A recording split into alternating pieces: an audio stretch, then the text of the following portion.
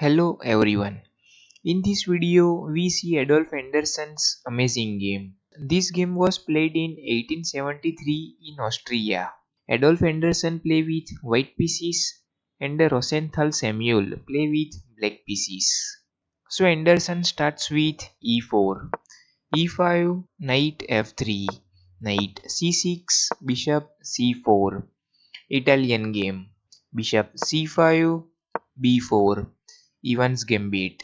In this gambit, white sacrifices his b-pawn to create pressure on center. Bishop takes b4, c3, bishop a5, d4, e takes d4, and Anderssen didn't take this pawn and the castle's king side.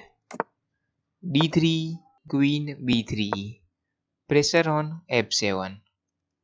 Queen f6, support this pawn. Rook e1, knight g2 e7, preparing for castle.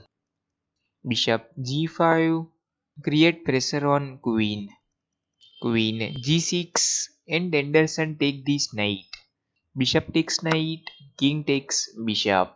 If black take this bishop with his knight, then after moving knight, black would lose his control on e5. So knight e5 comes and create pressure on queen and the same time pressure on f7. So after moving queen, Anderssen could create pressure on f7. So after bishop takes knight, black take this bishop with his king. King takes bishop, e5, king f8, knight b2 d2, bishop b6, pin this pawn, knight e4. So Anderssen want to join his knight into attack. Knight d8, create support on f7. And Anderssen continue with queen a3 and check. King e8. And in this position, pause the video and think. Anderssen's final move. So Anderssen's final move. Knight f6 and check. And the king has no mouse. So black has to take this knight. But after knight f6 check, black resigned here. So what is the reason? If black take this knight with his pawn, then e takes f6 and the discovered check comes from rook.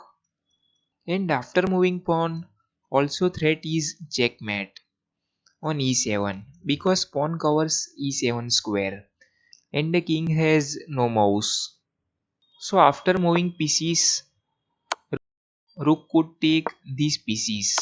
And after knight e6, queen e7 and checkmate.